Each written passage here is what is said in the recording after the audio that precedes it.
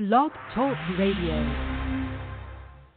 The following broadcast is brought to you by the iGolf Sports Network. The Women of Golf show is sponsored by the iGolf Sports Network and Golf Tips magazine. iGolf Sports is a live stream broadcast and media production company providing quality programming designed to attract the golfing enthusiast. And Golf Tips, the game's most in-depth instruction magazine, with insightful reviews on the latest equipment, tips from top teaching professionals, helping you improve your game from tee to green.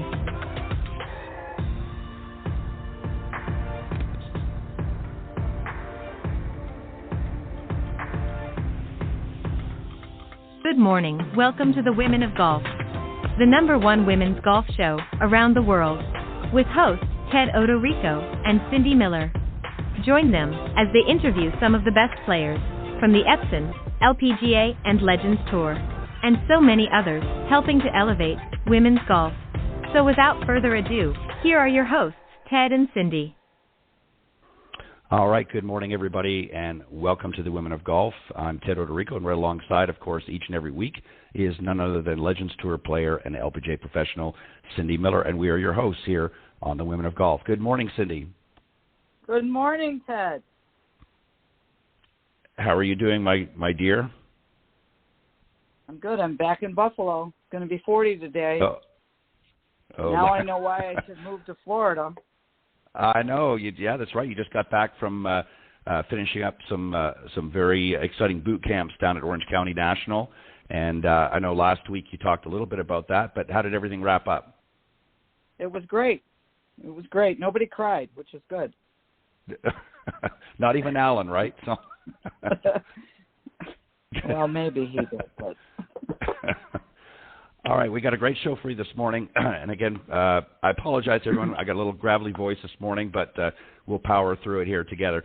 All right, we got a great show this morning. We're going to be joined here momentarily by our very special guest, Mike Nichols. He's the Chief Business Officer for the LPGA Epson Tour. He's going to be kicking off a new season and telling us about their new title sponsor and many other things, of course, as we power through the show. And then a little bit later on, we're going to be joined by Gary DeSarrano. He's a Senior Managing Partner at K&G Sports, LLC. He'll be joining us on the second half, so hopefully we'll stick around for that. So, Cindy, Mike's been on so many times, I don't think we have to get into a long introduction. The audience is quite familiar with him. So let's welcome our first guest this morning, Mike Nichols. Good morning. Morning. How are you guys? Doing great. We're doing fantastic. Let me ask you, Mike, first off, obviously, as I mentioned in the segment, that you guys have a new tour title sponsor. Tell us about that and some of the exciting things that we can expect for 2022. Yeah, so super excited to welcome Seiko Epson Corporation on as the title sponsor for the what we call the official qualifying tour of the LPGA Tour, formerly known as the Symetra Tour. So for at least the next 5 years, it will now be known as the Epson Tour.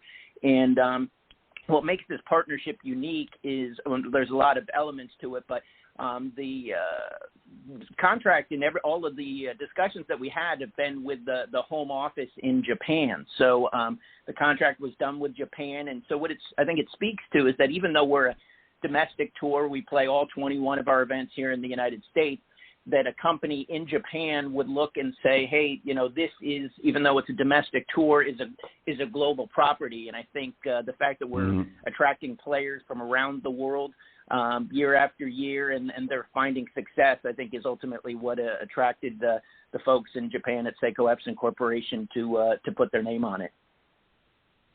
That's fantastic. Tell us a little bit about some of the other things that we can expect. I mean, I know some of them, but I want to let you, we've sort of been keeping it silent here on the show once we found out, but some of the other things that they're bringing to the tour this season.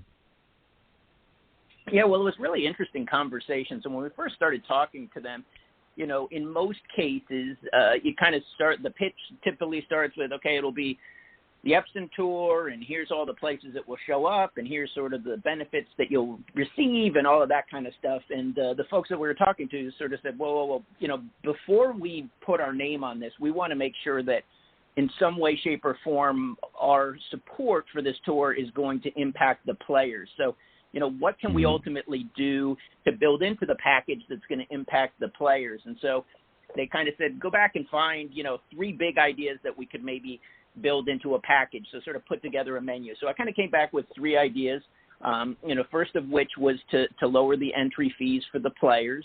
The second of which was to get to a minimum purse level of $200,000.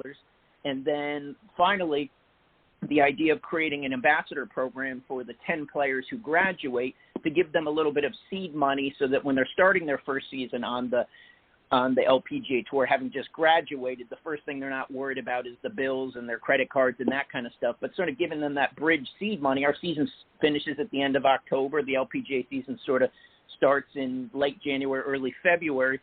So, they kind of have 4 months where they're not earning any money, but the bills don't stop coming in. So right. We sort of presented 3 ideas with the thinking that, hey, maybe they'll pick one, and that will sort of be the focal point of what we build the partnership around. And they say, we love all 3 of those ideas. Let's figure out how we can incorporate all 3 of them. So it's really, in a time when, companies are looking and saying, what can we do in the women's empowerment space? What can we do in DEI to make a difference? I think, they're obviously a company who's putting their money where their mouth is. And I know the players are extremely grateful and extremely excited to get the season started. Yeah, and I know from conversations with some of the players that Cindy and I have had over the last several years that obviously, monetary issues are a big factor. I mean, like you said, they're not always able to play every single event for whatever reason, but the bills still keep coming in. So I think, again, lowering the entry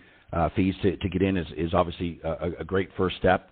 And then obviously increasing the purse amount as well gives them a little bit more, once they do win or get into a top position, gives them a little bit more of a cushion as well. And just so many other things. I think it's a great partnership, and it says a lot for the title sponsor to really step up in that way. Cindy, go ahead. Mike, let me ask you, we have one of our students who's just starting out, and she's going to go play in she played in one event in Florida with the new Women's East Coast Tour, and then she's going over to Texas to play. And again, I don't know if our listeners understand that when you do this, you have to pay all your own bills and entry fees, traveling expenses, caddy fees, hotel rooms, food, all that stuff. And how long, 2 questions, how much does it cost typically to play the Symetra all year? And how many years do most players need to be out there to become proficient enough to graduate to the LPGA Tour? Sure. Well, first of all, Cindy, you're going to have to put $1 in the jar because it's now Epson. So you got to put $1 in the jar for saying Symetra. So we'll charge that to your LPGA member account. But that's fine. So it varies. A lot of the things that we've been very fortunate. So, for example, on the player entry fees, every player is going to essentially get $1,000 back. Every player who's over the course of a 20-event season, if the players play all 20 events, the reduction in entry fees means $1,000 per player that Epson has stepped up to help underwrite the fee. So that's a significant amount. But to answer your question, it's typically in the range, I've heard, anywhere from sort of $20,000 to $30,000 over the course of the season. Now, in entry fees, that can be somewhere around, $10,000, now $9,000 thanks to Epson. But, and also staying in host housing, which, a bunch of our players will forego, staying in hotels if we can provide host housing. Now, during the pandemic, that was limited, if not eliminated at some point. So, that's another expense that is typically would be incremental to sort of this $20,000 to $30,000 number. But it's not an inexpensive undertaking for sure. And, the other element of it with the purses is, to get to a $200,000 purse may not sound like a lot in the world of, multi-million-dollar purses. The guy who won the Honda Classic last week won $1.4 million. He won $1.4 million, right? Our players are playing for $200,000. So it may not sound like a lot, but at least at a $200,000 level, the players who make the cut are making back their entry fee plus a little extra money. And when I started with the tour, a player making the cut wasn't even assured of getting her entry fee back, which was sort of crazy. I mean, just if you make the cut, you should at least get your entry fee back. So, it's somewhere in that neighborhood to keep it going. So, like the last couple of years, I would say you'd have to probably finish about 40th on the money list to probably be in a break-even situation. And again, that's just the cost of like traveling on the tour. It doesn't necessarily cover, the cost of, your apartment or any of those sort of other ancillary expenses that you might be recurring expenses back home. And then in terms of how long it takes, I would say that probably given the fact that we turn over about a third of our membership every year, I would say it's probably kind of a 3-year journey where players will come out and within that 3 years have a pretty good idea of where they, stack up on the Epson tour. And if you're not in a situation where you've necessarily graduated from the Epson tour in those 3 years, that the likelihood of you having success if you were to make it onto the LPGA tour is, much more remote. And so that's kind of, I would say, when players start reevaluating. But there's plenty of other, there's players like we always famously talk about Mo Martin, who I think was on the Epson tour for 6 or 7 years, graduated to the LPGA tour. She's been, a cut maker, as we all know, doesn't miss a fairway, hits it straight down the middle, makes cuts, and has earned a very good living and won a major championship. So not everybody's on the same timeline, but I would say sort of 3 years is probably a pretty good judge of whether somebody has what it takes. Awesome. Ted? So let me ask you, pardon me, you mentioned about housing that it can also be made available in that. How many typically per event are available if the players should choose to do that as opposed to going to a hotel? Is that something that could be available for all of the players, or is it just a percentage, sort of a first come, first serve? How does that work? Yeah, so it's sort of like half of the players will typically stay in host housing, and what we do is if you think about it sort of in terms of beds, so we reserve all of the host housing and beds for players. So if a player is traveling with their significant other or their parents or whatever, their coach or caddy, whatever it may be, they have to stay in a hotel, because what we want to do is if there's a limited number of beds, we want to reserve them for the players as to, a player and her entourage, and now that's taking away beds from other players. So I would say typically about half the players will stay in host housing, but definitely during the pandemic, what was interesting is a lot of players seem to have gravitated toward sort of the Airbnb Verbo model where, instead of staying in a hotel, they can get a house nearby and, you can split a house 5 ways. And now all of a sudden you have a place to cook and do laundry and all of that kind of stuff. So I think there's going to see a lot more of that going forward for the players who can't stay in host housing for whatever reason. Yeah, and it makes a lot of sense for them to do that, really, because, a lot of them, as we've experienced here on the show a number of times when we've, had the pleasure of interviewing them, they'll talk about that so-and-so's their friend, and they've made a lot of friends on the tour over the years. And so they kind of buddy up and partner up, if you will. And some of them will even travel together to events as well, just to help absorb, share some of the costs. So it makes a lot of sense. And now, with technology, I mean, you can just get on your iPhone or smartphone and you can search out all this information very quickly and, book something in time once you know what events you're going to be in. Typically, Mike, for players, I mean, you have 21 events that you're having this year. How many events on average do most of the players play? I mean, I don't imagine every single player plays all 21 events because that's a pretty robust schedule for some. What typically is the number of events on average? Do you know? Yeah, I don't know, but it's hard to sort of say the average, but I would say of players who are, I would say, going for their card or sort of are in the hunt for their card or in the hunt to advance to the final stage of Q School, they're probably playing 19 out of the 21 events. we've done a pretty good job of creating sort of 3 weeks on, 1 week off scenarios where there are breaks, but there will be times where we'll play 4 or 5 in a row and a player can't do that. Or, for example, you might look on our schedule and it may look like we have a week off, which we do, but it's the Women's Open.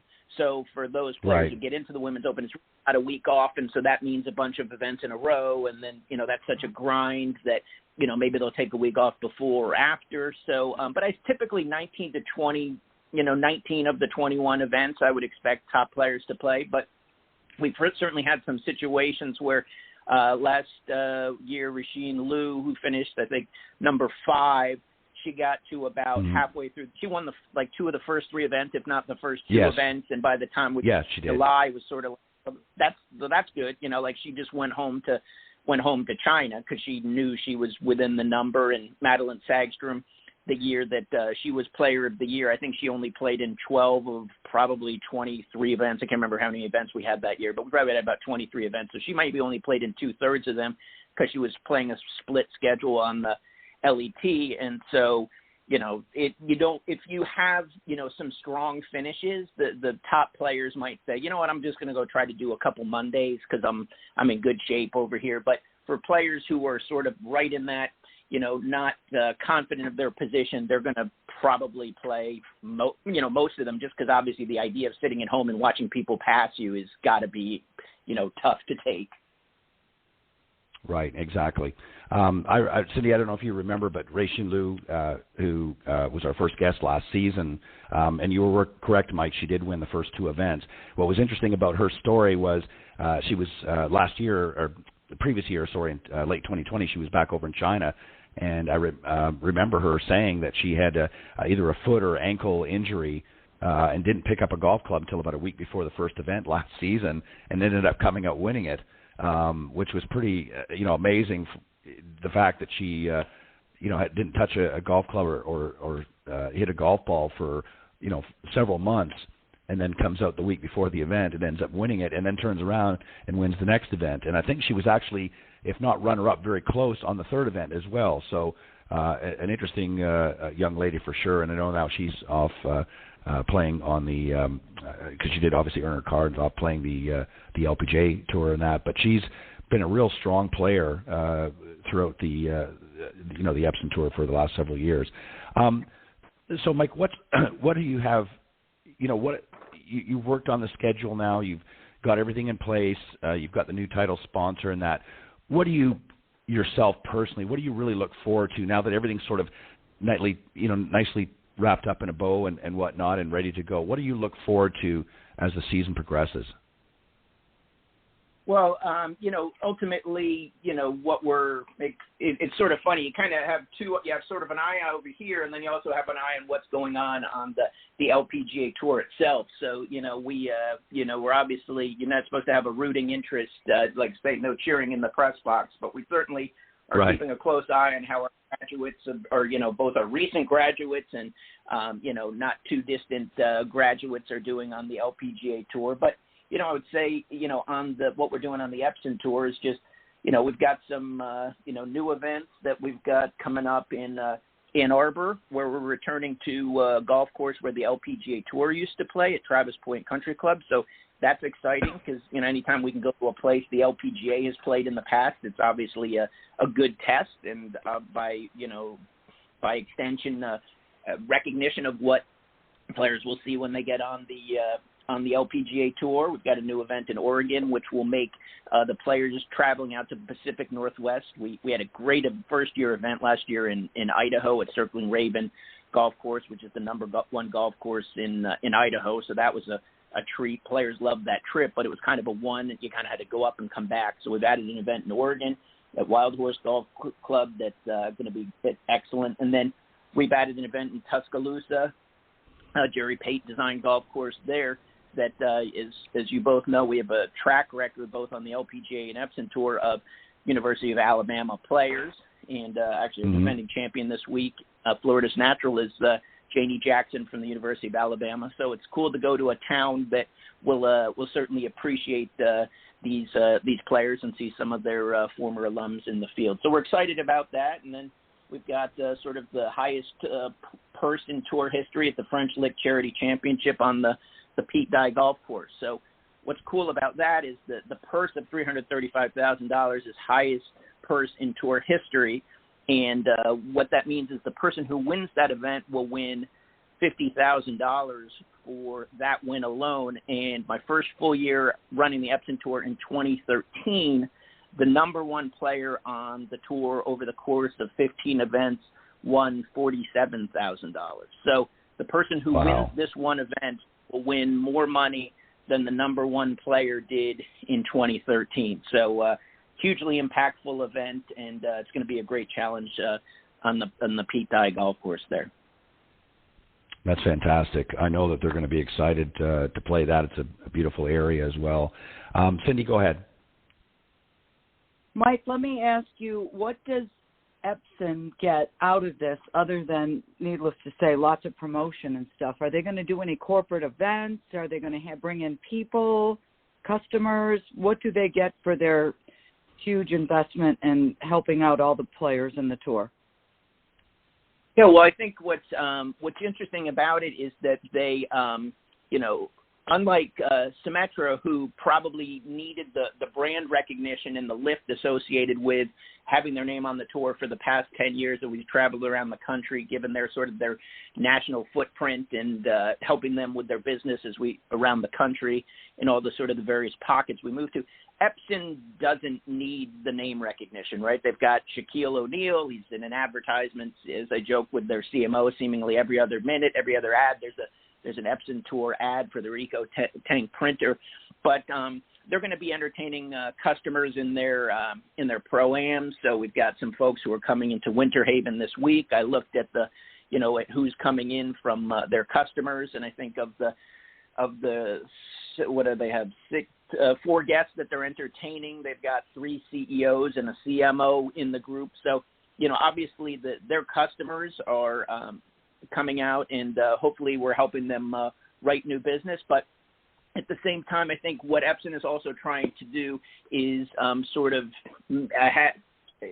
live what they're trying to what they're espousing in terms of they have something called Epson 2025, which is sort of their vision of where they want their company to be in 2025. And so one of the things they want to do is have a more inclusive workplace. And I think what they were trying to do through this sponsorship of the tours to sort of live their values in a way in sponsoring in the women's sports, so that it's seen as something that's real when they roll out Epson 25, as opposed to something where they're just saying that they believe in it and not necessarily living it day to day. So I think it's really helping them with those sort of 2 key objectives.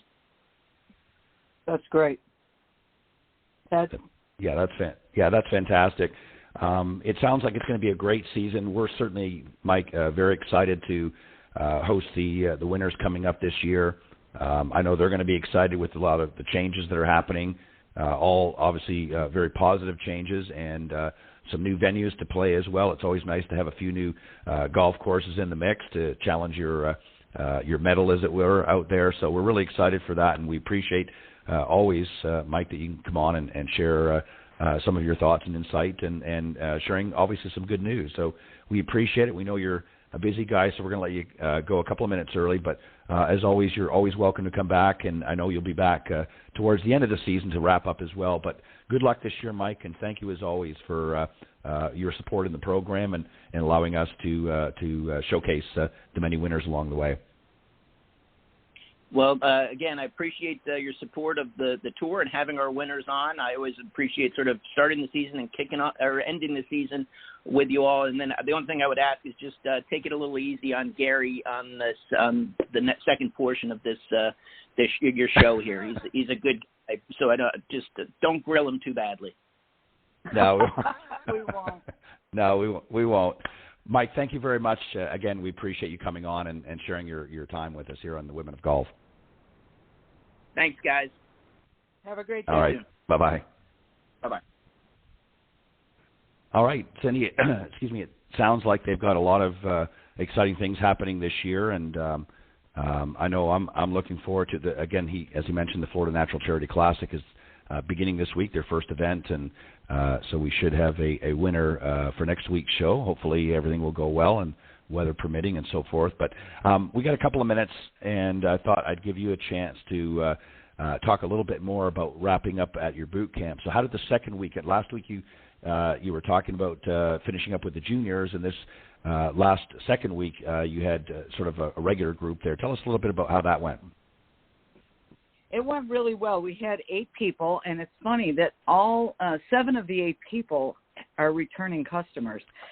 Most people that come to boot camp, if you're the right fit, which means you're committed, dedicated, and serious and want to get better at golf, tend to come back. And this group has kind of made friends. And one of the women from Washington, D.C. brought a friend from Texas, and the friend said to her, well, how long have you known these people? She said, I met them once for 5 days at a golf school in Orlando, and now we're all pretty good buddies. So it was easy because they all get along. Sometimes, not that it's more difficult, but it's better because they all go have a beer at the end, and they, one of the nights they sat there and drove the people at the country club nuts and had a really good time, and kind of, I guess they got a little rowdy, but they had a ball. And the people at the club the next day were teasing them all. Anyway, it went great. Everybody gets better. We start every day with a morning meeting. We do assessments, behavior, motivation, mental golf work, and then we go to the range or the putting green or the bunker. We chip, we putt, we do everything. Then we have lunch, and then we play 18 holes every day. So it's not a golf vacation. It's a lot of fun. We do have a couple spots open for April, so if you're interested, email me at cindy@cindymillergolf.com. We always go to Orange County National because they have 2 championship courses and then a 9-hole practice course called the Tooth with a couple par 4s and a lot of par 3s. But it's really a great facility, and it's the largest driving range in the world, so it's awesome. Yeah, it's massive. At the PGA merchandising show every year, they do the demo days at Orange County National, and it's a huge range. So there's plenty of room there to get out and practice your game, and the courses are beautiful, as you said, and it's a great facility for sure. And it's interesting. It was kind of interesting what sort of caught my attention. Last week when you were mentioning, because you and Alan are from Buffalo. Is not all of these people are not coming from Buffalo. They're coming from all over the place, Texas and Washington and other areas as well. So, it's your boot camps have really developed a far-reaching audience or participation, if you will. So it's not like you're just bringing a lot of locals from Buffalo down. I'm sure obviously you have a lot of those too, but you're getting from other areas. So obviously they've been very successful over the years. You guys have been doing this for how many years now? Probably 22. And what's funny, some of the people that sign up, I ask them, how did you find this? And sometimes they'll say, well, I saw you on YouTube, or I saw you on the Golf Channel, and and needless to say, if you listen to this radio show, you know I'm a little quirky and a little different, and you could call me brutally honest, and I don't beat around the bush, so if you need to be patted on the head and hugged and stuff, I'll do that. But I'm also going to tell you why you missed the ball. And you're going to get better if you pay attention. So I'm a little weird. My husband is the nice guy, but he's brilliant. So, again, people watch or see and say, you know what, she's different. Maybe that's what I need is different. So we're very grateful. We have a lot of fun. We love doing it. Yeah, you're exactly right, and you are, and that is very refreshing. That's one of the things I really enjoy about doing the show together with you. It's because you are very honest and upfront about things, and you don't beat around the bush, and you talk about real things that from your own experiences, and that's important. I think a lot of people, and it's not to say a criticism against the industry, but you bring a lot of not only the positive parts of golf instruction, but you bring some of the pitfalls of your own struggles that you've had out on tour from time to time, and you keep it real, and people resonate with that, and they say, you know what, she can relate to what I'm struggling with here because she's had her own struggles out on tour, And, sometimes it's very intimidating for somebody to come to the lesson to you with, they first thing they think golf professional, and, oh, God, I'm going to look like a pile of whatever. And then they hear, talking with you, and they say, you know what, I've had some pretty crappy days myself. And they say, oh, okay, well, let me hear about it a little bit. And when you share some of that with them, and then they kind of not maybe feel so bad about their own game. And that's not to say, I know you're a professional and do very well, but you understand what I'm saying is that sometimes they have to be able to relate with the people that they're dealing with. And the fact that, and I knew you were nuts because Alan actually sent me a message once. And he said, I just want to forewarn you, my wife's a nut. So that was prior to us doing the show.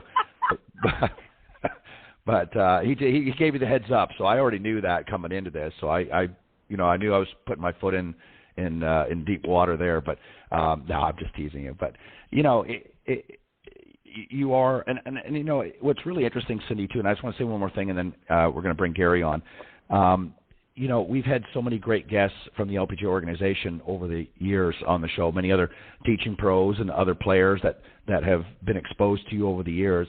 And they always, I've never heard, and obviously they're not going to if they did, but, they've never said an unkind thing. They have a deep respect for you and what you're doing, not only, when you're out there battling it out amongst them playing, but also you're so involved with the organization, not just giving lessons, but involved in other areas of the administrative part of it, and just really, sort of sinking your teeth into the tour and to the teaching professional division as well. And so people recognize that, and they say, this is somebody that really works hard and is really trying to grow the game. And so I'm not surprised at the success that both you and Alan, of course, have shared together with these boot camps. So my hat's off to you if I was wearing one. Thing. Yeah. Well, maybe two things. So what I tell people, we did a team building session with General Motors yesterday. So they've got a couple of plants in Buffalo, and we had their leadership team in. And I said, there is no one that's tried to get as good as I've tried to get or gotten, that's been as screwed up as I've been, that's willing to share that with you to help you get better. So once you open up the door, the closet door, and you allow people to see that you're flawed and screwed up, because everybody's screwed up, no offense, but everybody's got a pile, then they tend to trust you, because if you're honest with them, everybody's got issues. So that's my motto. And now we can move forward. Yeah. No, and I gotta admit, that's exactly what Alan said in his email that he sent to me. That word for word is exactly what he said. So kudos to you for a good memory. All right, we got a very special guest joining us now, Gary DeSarrano. He's the senior managing partner at K&G Sports LLC. Cindy, let's just bring him out, and we'll have a great discussion. Hi, Gary. Hey, good morning. How are you? How are you? I'm doing great. It's a beautiful day in Dallas. Nice. What's the temp going to be? I think we're going to be low 70s today. Sun out. So that's very good for 1st of March, late February. That's awesome. So tell us what you do. Well, that's interesting. I go to dinner with friends, and for 10 years they still don't know what I do. But in all honesty, we run professional golf tournaments for players trying to get to the LPGA and the Epson tour on the women's side. But we also additionally have a men's tour that's been around for 25 years that we've provided post-college players access to the Korn Ferry and the PGA. So we've been in the business for about 26 years now, and we organize events for these young players, hoping that they can find their way to their dreams of playing either the LPGA or the PGA. Wow.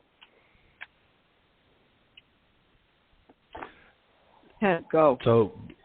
So Gary, let me ask you. Obviously your background is you've been you're a sports marketing executive now, and you've got over 25 years of experience.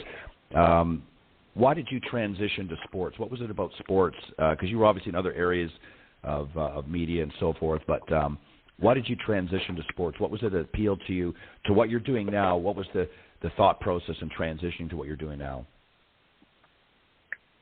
Yeah, well, that's a good question. I had a very good career in the media business, but I played golf since I was a young boy. My father taught all three of my brothers to play golf. One of them was very successful, went on to win a national championship with Oklahoma State back in the early 90s with Coach Holder. And I just loved golf all my life. I played it no matter where I was in the business world. And then when an opportunity came when my brother turned pro to get into the sports side of things and the operations side of it, I just took the marketing knowledge that I had in the sports business and brought that over to just the events management business. So did that about 29 years ago and have never looked back since. Now, are you guys involved in the scheduling as well, or just in the promotion and marketing of the various tours? Well, we do it all. I mean, it's from scheduling to marketing to mining new sponsors to finding new host facilities and cities. Top to bottom, we're a vertical integrated marketing company in the golf business. Yep. So when you're putting together a schedule, obviously you've got to plan well ahead, but and because you've been doing this for a while now, you've got obviously what we would classify as a lot of repeat customers. In other words, a lot of the venues that have come back probably multiple years. But as you were preparing for 2022, is that something that once you sign off on 2021, meaning once you get 2021 schedule put in place, are you automatically starting on 2022? Is it sort of a year process, or when do you start sort of finalizing everything for this season? Well, in most years, we usually have things set about 6 months ahead of time. So if the first event is in March, really by September, October, we have venues and sites locked in. On occasion, we have new facilities or new cities that will call us and say, hey, we'd like you on the schedule, and we'd like to see if we can bring the ladies to town and put on a pro golf tournament, and we'll put those together late. But for the most part, I'm already working on 2023 and 2024 already, which has been a challenge here as of late since golf has had this huge boom this last year and a half with the pandemic. I mean, more and more people play golf, so finding host facilities has been a bigger challenge over the last 6 months to a year, especially new facilities. Yeah, there's definitely been a huge uptick in golf. If you were to pull one positive thing out of the pandemic, that would be it. Golf has just seen such and I know that just from trying to get out and play some of the local courses and that, they're just booked solid. So when you're putting this together, and again, you're obviously doing it well in advance of the actual beginning of the season. How many events? First off, how many events do you have typically in a season? And is there a cap a number that you have? Like, for instance, the Epson Tour, we just had Mike Nichols on here just a moment ago. They seem to settle around a full season of 21 events. Is that what you have or are working to, or what is the sort of the cap for you guys? Well, that's actually a good transition into our women's game with the Women's All-Pro Tour, the WAPT. We are partnered with the Epson Tour with Mike and Heather Donofrio at the LPGA, and we've got a fantastic partnership that provides opportunities for the women that do play the WAPT. Our schedule is a bit limited because of that partnership. We host a PXG race to Stage 2, which we're happy to have PXG come on board this year, which is really exciting for the girls. But we have to be finished with our schedule right before first stage of qualifying school. So if anybody's familiar with the women's game, the LPGA qualifying school is in Palm Desert area in the middle of August. So our schedule is pretty much limited to the early August, late July time frame, and then pending weather, this year we're starting in March. So really March through August 1st is when we can run tournaments. So if you look at the weeks to give the ladies time off in between events, get some rest in there, also for our travel schedule for staff, it's generally between 12 and 14 events. This year for 2022 we have 13. So it's a pretty tight window when we have to get these events in for the ladies. But, we seem to find a way to get it done, and we may have to start earlier in the season to accomplish the goal and get everybody on the schedule that wants to be on. Now, you mentioned that you obviously sort of have the men's, and then you have now the WAPT. Did you start with the All-Pro Tour first, and then when did sort of the WAPT sort of come on board, or were they pretty much at the same time? No, the men's tour, the APT has been through a number of different names. Back when Adams Golf was prevalent in the game, we had the Tight Lies Tour when Adams was the title sponsor on the men's side, and then it moved to the Adams Pro Tour Series. So the men's side has been around for 26 years. So we stumbled across the ladies in that we had several women that were caddying for men that actually played as conditional players on the Symetra Tour that had asked us if we'd ever thought about getting into the women's game. And I believe that was back in 2017, 18 time frame.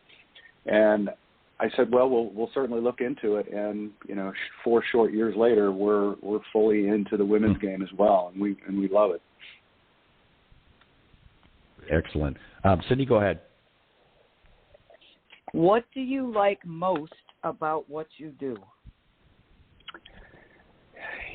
Cindy, that's been the reason I've stayed in this business. I can certainly say golf is not an easy business to make money in as a business. But what you do find is you meet some incredible people. Not a lot of people know this, but each one of our tournaments is partnered with a local nonprofit group, similar to the PGA and the LPGAs. We like to bring the athletes to town, and we like to tie into charities so that we're giving back as well as putting on a great event. And when you have those connections, it brings sponsors, and when the sponsors come on, you get to meet some incredible people. So I've seen some amazing areas of the country through these events, small towns, big towns, it doesn't matter, but the people have really made this business a fun business. That's awesome. Agree. What's the most difficult part? Really selling the athletes and what they're going to become. I remember sitting down years ago with a sponsor group, and they would say, well, how are we going to sell these no-name athletes to our customers that we want to get in and to get involved and entertain them? And I just said, these are the next stars of the PGA or the next stars of the LPGA, and you just have to trust the process of these Jordan Spieths of the world didn't just show up. They started somewhere with their career, from college to developmental tours to wherever. So, and then now we've had a good track record of it. So it's helped us. So it's gotten a little easier when we have the Yulimi Knows of the world and the Matilda Castrins of the world who played with us in 2019, moving on and being on the stage of the Solheim Cup. That it really helps us go to markets and sell the process of what we're doing. But that's probably the biggest challenge is at our level of sports, getting people convinced that this is going to be an entertainment value and that they're going to meet these wonderful athletes before they become a name. Got it. That's true. Ted? Gary, what's interesting is the sort of further answer that question is I challenge anybody, sponsor or otherwise, to go and watch these young ladies play. The answer comes real quick when you just see the vast talent, whether they're a household name yet or not. I had the pleasure this past December to visit the LPGA Q Series and watching some of these young players coming off the Epson Tour and other areas as well. And just amazing, the dedication and the determination and just the skill level. It just blows you away. So I wanted to ask you, for somebody that may be tuning in that's maybe got a college student maybe that is playing golf right now or even high school and wants to maybe further their career into and transition to becoming a player, and maybe want to get involved with either the WAPT or just the APT for the males, how do they go about doing that? What's the first step? Well, turning pro, there's not a lot of glamour in turning pro. I mean, once you've declared yourself professional, you do so, and you register for tournaments. Going back to being an amateur is a quite a bit different process with the USGA. But I think the thing is, I always tell parents of young women or even young men to analyze the process of where they've been and how much competition they've had in their lives. But the big thing is getting competitions. On the men's side, most of the men go through 4 years of college, and the guys that end up getting to the PGA Tour are really top world-class collegiate players. On the women's side, there's quite a few that don't go to college, so it's a big difference between the men's world and the women's world, and more younger women are turning professional. However, I always caution them to say, listen, you need to get as much competition as an amateur as you can, play at the highest level as you can, because there are some stipulations about turning professional as a woman. I think the Epson Tour, you need to be 17 to play. The LPGA, you need to be 18 to play. So if you're a 15-year-old high school player and you're beating the world right now, turning pro right now doesn't get you anything because you're not allowed to play in those next levels anyway. So continue as an amateur. Find top-level amateur events. We do allow amateurs to play. We do have some stipulations on the women's side that they be collegiately ranked and also world golf ranked to participate because we generally are a professional tour. But I always caution them on turning pro right away. We need to find a way to play through your amateur career and then decide at a later date to turn pro. There's a lot of ladies that come out of college that are just ready. I mean, Caitlin Papp, who graduated from the University of Texas recently, turned pro and played us and won 2 events right away, and then eventually went to Q school and got her LBGA card right away. So there are those type of athletes that have the talent to just move on right away, and then there's others that it takes a little bit more time. But you really need to be careful with the process. Otherwise, you're kind of stuck and you don't have anywhere to play if you turn pro too early. Well, I think the other aspect of it, too, is the education. I mean, you don't want to pass up the opportunity to get a good, solid education along the way because, as you know, and Sydney can attest to as well, there's a lot of up-and-coming players, both male and female, that get out there and suddenly realize, wow, this is a lot tougher than I thought out here on the Epson Tour or LPGA or even the PGA Tour, of course. Suddenly maybe this isn't what I thought it was going to be. It's a little tougher. You need to have something certainly to fall back on, and so I think you're exactly right. I think you don't want to jump the gun on that, particularly as you said for the women's side of things, because again, if you're 15 or what have you, you've got to wait a couple of years before you can even get out. And also too, I think you've got to sort of build your chops, if you will, in a lot of events, and there is so much competition. I want to ask you focus on the women's side of things for just a moment. We've noticed over the last several years a big uptick in interest in women's golf, not just at the tour level, but just women coming to the game, both young and mature women as well.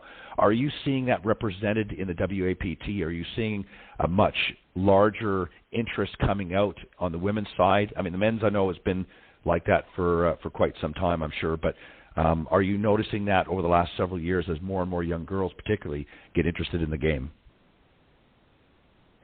We are, and we've seen it in the short 3 years that we've operated women's professional golf tournaments. We've seen the talent level in particular increase greatly. A few years ago when we first got into it, there was a few players that I would say week in and week out that could win. Now when we look at the ladies that are teeing it up, it's gotten a lot deeper. I'm not sure the overall numbers of ladies have increased dramatically, but they are increasing, and I am seeing more and more young girls at our events coming out to watch the ladies play and to meet them. And we've seen that growth over the last few years. So I'm really encouraged with that. I'm also seeing a lot of girls that decide to go ahead and go to college because they want to get that education and get that more experience. So, yes, we're seeing that. We're also seeing it on the sponsor side. we've always had a good track record of having sponsors on our men's tour because of the success we've had with Bubba Watson and some of these others that graduated off of us. But the women's side is where we get the most calls right now. We want to get involved with your women's tour. How can we get involved? And that just kind of is a testament to how strong the game is on the women's side right now. And I'm really encouraged what I see with the LPGA and the Epson Tour and all the things that are going on. I think that's just going to perpetuate the growth of women's game in general. Yeah, I couldn't agree more. And I just have one more question I want to ask. I was, on looking at some of the information off of your websites and that, and I noticed obviously this is somewhat of a family business, of course, K&G. Your son Cody is involved. What role does he play in K&G? Well, my son, he's basically in the operations side. He really oversees the cost side of the business, which golf tournaments can be very costly. I mean, we have 12 employees. We have 2 full staffs for each tour, and he kind of oversees all of that operation. He recently was a graduate of University of Dallas and got his MBA and has really shown an interest when he got out of school in the game.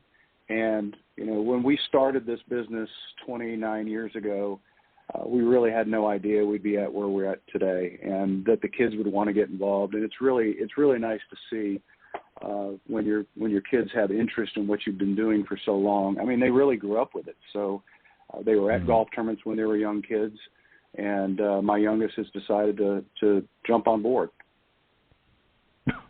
Yeah, I think that's fantastic, and you kind of have to let them grow as they see fit, and obviously being exposed to. I think that's really the trick, and why you're seeing more and more younger folks, particularly the young girls, as they get more exposed to the game. You can't help but kind of get bitten by the bug. When you don't know that much about it, or you don't maybe have people in your family that really play, or you don't get exposed that way, it's very difficult. And I've always said this is why I would love to see golf become more mainstream in the school system like so many other sports are, because they don't equate it with like football, baseball, which you see in so many other different levels of the area in schools and so forth. And it's only typically at high school or collegiate level that you start to begin to see it. So I would really love to see that more, because then you'd get, I think, more younger kids and that interested in playing golf, and obviously that's a win-win for everybody. Cindy, any final questions or comments? When do we kick off?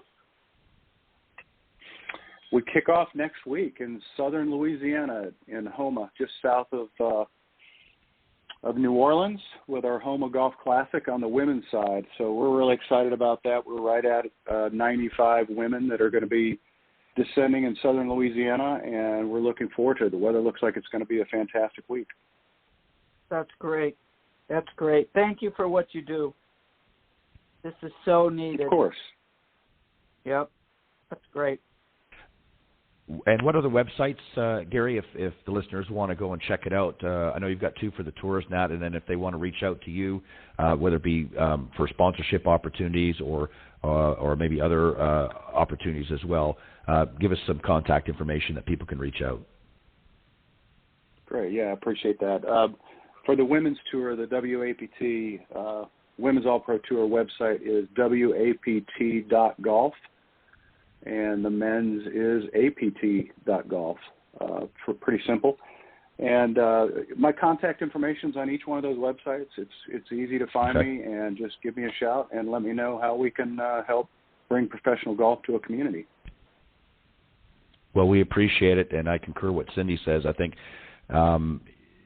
to be able to do that and to give opportunities to so many people, and the fact that you are connected to through the various local charities and things like that, and just goes to show what so many people talk about over the years, that golf is one of those games that really gives back to its communities, and it's not just about playing events, but it's about making changes in the local communities as well. So, Gary, we appreciate what you and the rest of the folks at the K&G Sports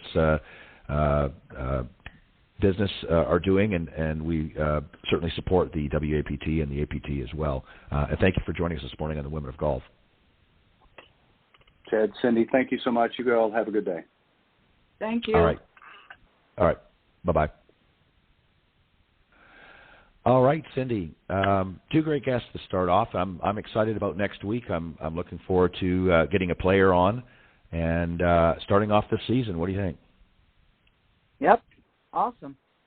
Great. Fantastic.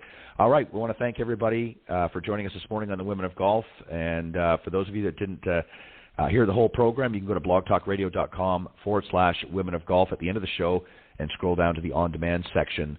And you can listen to the today's broadcast or any of the broadcasts in their entirety there in the on-demand section. So on behalf of Cindy Miller, I'm Ted Odorico. Thank you for joining us this morning on the Women of Golf, and we will see you next week. God bless everybody. Thanks, Cindy. Thanks, Ted.